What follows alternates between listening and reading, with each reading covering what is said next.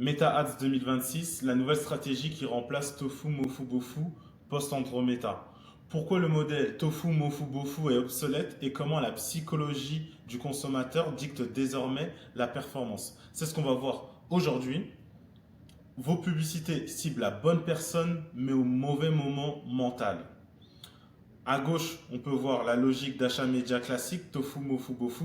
Elle est linéaire. Elle commence d'en haut et descend en bas. Et à droite, on peut voir l'algorithme méta en broad targeting. On peut voir des zigzags, ça part dans tous les sens. C'est exactement pourquoi il faut plutôt baser sa stratégie de media buying sur la psychologie que sur du tofu, mofu, bofu. Pourquoi? Car tofu, mofu, bofu te dit où est le client dans le tunnel, mais pas ce qu'il ressent. Alors que c'est les émotions qui déclenchent l'achat. Les émotions comme la douleur, la frustration, le désir, la peur, et pas une étape du funnel. Il faut passer aux étapes psychologiques. C'est parler directement au cerveau qui achète et pas une case marketing. Première partie, donc pourquoi l'entonnoir publicitaire classique est mort? C'est parce que les gens n'achètent pas selon une étape du funnel. Les gens achètent selon ce qu'ils ressentent. C'est vraiment l'étape psychologique qui cible l'émotion qui déclenche l'action. C'est pas juste une case théorique dans ton funnel, top of funnel, milieu de funnel et bottom funnel. Donc ça, c'était l'ancien modèle avant Andromeda. Maintenant, le nouveau modèle, c'est la réalité du client, son état, ses états mentaux et psychologiques. Avant, on regardait seulement les indicateurs, le CPC, le CTR, la au panier, alors qu'il faudrait plutôt se baser sur ce qui se passe activement dans sa tête. De manière dynamique, le funnel tofu, bofu, mofu, il est linéaire, il est descendant, alors que dans la réalité, dans la vraie vie, il est fluide, il est cyclique et imprévisible. Le funnel te dit à quelle marche le client se trouve, l'étape psychologique te dit ce qu'il ressent à cette marche. Et c'est ça qui fait acheter, pas la marche en elle-même. Donc on va voir maintenant les 4 étapes qui permettent à un client de passer à l'action. Donc tout d'abord, capter l'attention avec le déclencheur et l'exploration et convertir grâce à l'évaluation et l'achat. La décision n'est pas une chute libre. Les clients se déplacent entre ces 4 états, font des pauses, reviennent en arrière et tournent en boucle. Vous avez déjà eu ce sentiment-là quand vous voulez acheter quelque chose. Par exemple, tu veux t'acheter un nouvel iPhone, tu l'achètes pas parce que tu viens de voir la publicité. D'abord, tu regardes, tu compares, est-ce que je vais prendre l'iPhone Slim, est-ce que je vais prendre l'iPhone Pro Max? Le cycle d'achat est complexe. C'est pas juste un entonnoir. Donc la règle d'or, c'est d'arrêter de classer les publicités par température, chaud ou froid, mais créer des publicités qui parlent directement au stade psychologique actuel. Donc déclencheur ou exploration ou évaluation ou achat. Et maintenant, on va les définir un par un. Donc le déclencheur, c'est quand le client devient conscient. Donc tout d'abord, le client est inconscient, il ne sait pas qu'il a un problème. Mais on va lui montrer une publicité qui va rappeler un déclencheur qui lui est arrivé dans sa journée. Par exemple, il se réveille le matin, il voit que son jean lui sert. Pourquoi? Parce qu'il a pris du poids. C'est le point de déclencheur. Et suite à ça, il va commencer à avoir une recherche active, à trouver des solutions comment perdre du poids. Donc, avant ce moment précis, le client ne cherche absolument rien. Soudain, un changement de perception survient et le problème devient urgent. Il existe 4 types de déclencheurs. La frustration interne, par exemple, c'est le point de bascule d'un problème chronique toléré depuis trop longtemps. En 2, il y a la comparaison sociale.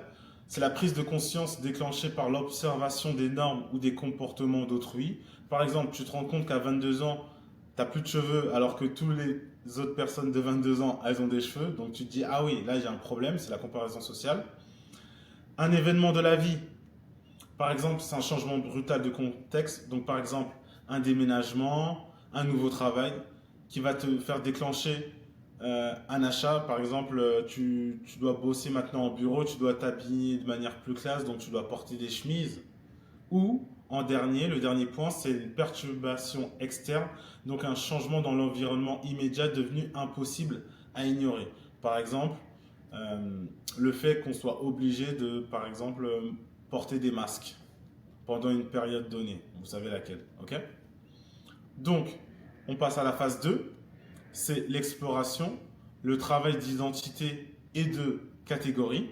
Donc, dans la phase 2, le but, c'est vraiment de vendre la catégorie et l'identité.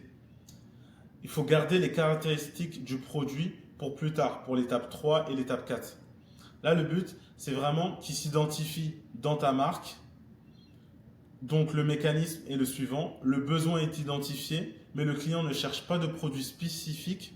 Il explore la catégorie pour comprendre ce qui est la normale et cherche des marques qui correspondent à son identité. C'est pourquoi il faut faire une bonne recherche d'ICP et de buyer persona pour que ta marque corresponde parfaitement à ton prospect, pour qu'il se sente entre guillemets à la maison et qu'il se sente aligné à la marque. Si tu n'es pas aligné à la marque, tu ne vas pas acheter. C'est pourquoi il y a des gens qui sont plutôt team iPhone ou team Android.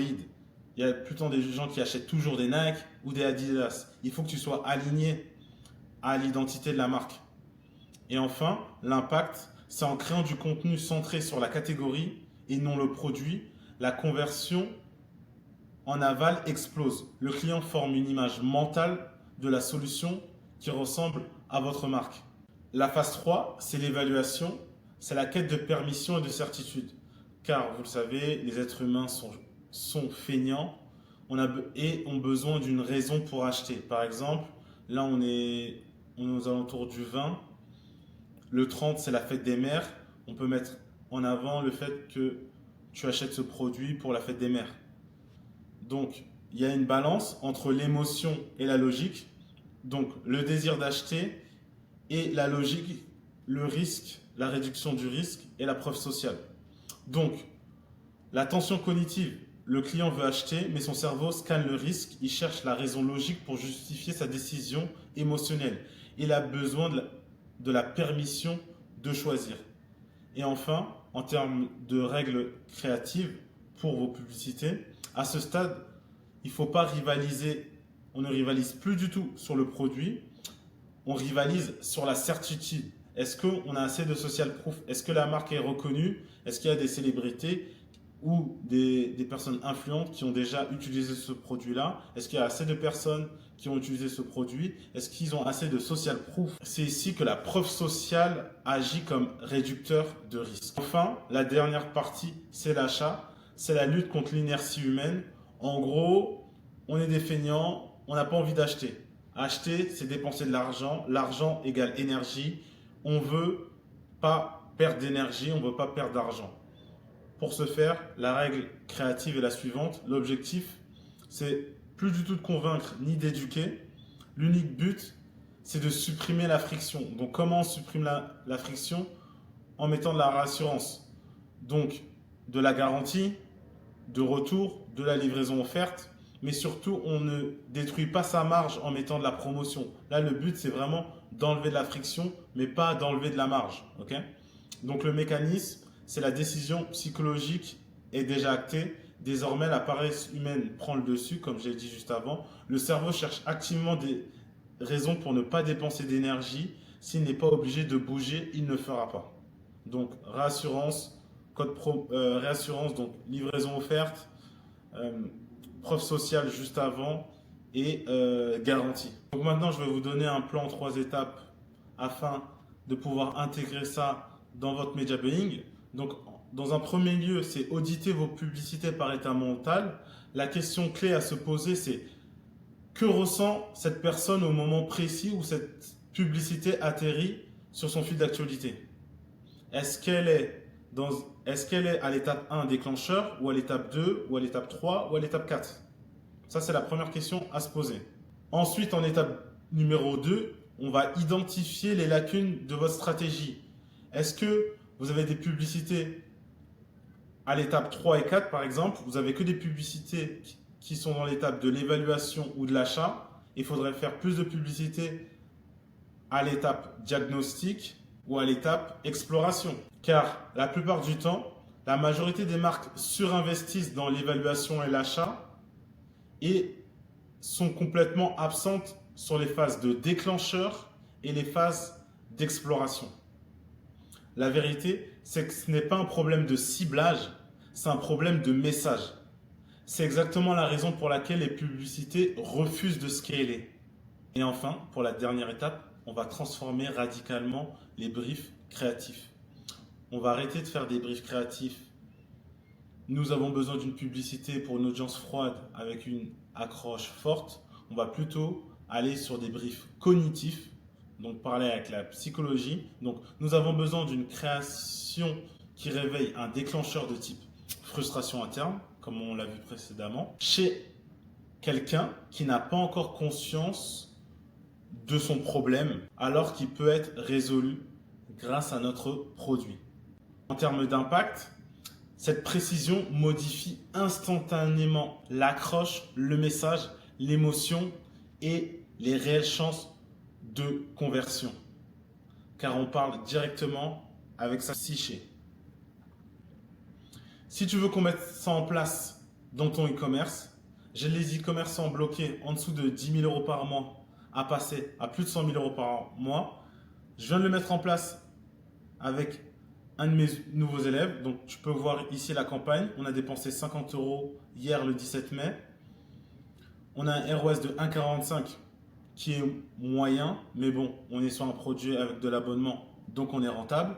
Et tu peux voir ici directement avec l'adset évaluation, il a dépensé 2,31 € ROS de 15. Avec l'adset déclencheur qui redirige vers une landing page, 5 raisons, ROS de 6. Tu as juste à cliquer en dessous dans la description de cette vidéo. On se fait un appel et on voit si je peux t'aider. C'était David, on se retrouve demain pour une nouvelle vidéo.